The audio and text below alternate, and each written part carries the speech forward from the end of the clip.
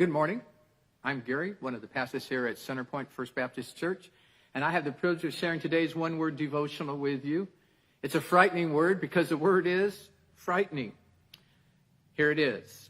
I praise you because I am fearfully and wonderfully made. Your works are wonderful. I know that full well. God says we are fearfully and wonderfully made. That word fear, trembling, scared, frightened. But many of the ancient writers use it differently. Many of the ancient writers use the word fear to describe a respect and awe for who God was. As a matter of fact, it says fear God. And it's not talking about a trembling fear or a fear of God's going to drop a ton of bricks on you, but a fear of respect, a fear of reverence, a fear of awe. And that's what it's saying about us, that God created us and we need to see ourselves as fearful, that we are awesome, that we are respectfully made. Here's what it says. I like the way the Christian Standard Bible puts it. It says, I will praise you because I have been remarkably and wondrously made. Your works are wondrous, and I know that's very well. We are remarkably made. And that's what I want us to think about for a few moments this morning. That we are awesome, remarkably made, not just as human beings, but as individuals. Each and every one of us is special. Each and every one of us is a unique creation by God. That when God created us, he formed us from the dust of the earth, but he made each of us a unique. Yes, we're all in the image of God. But you as an individual, me as an individual, are special. We're unique.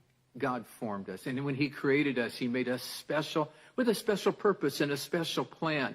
The psalmist went on, and here's what he wrote later on in that same passage of Luke, Psalms 139. This is verse 16.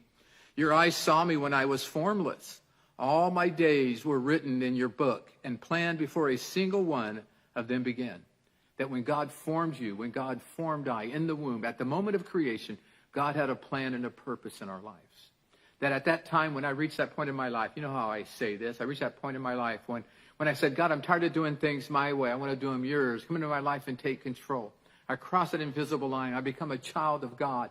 And there's something special about me. That God has something special for me to do. That God has a purpose for me to do. And I want to make sure every one of us understand that. See, I think one of the sad things is that sometimes, many times, Satan attacks our self-esteem. Satan attacks our mental health. And that's why I want to challenge us. That's what we're talking about on Sundays right now. How do we deal with our mental health? Because Satan attacks us with despair. He attacks us with depression. He attacks us with panic attacks. He attacks us with anxiety. We begin not to feel so well about who we are, that we are not remarkably made, that we're not special. But man is not just above the animals, but you as an individual and me as an individual, there's something special about each of us.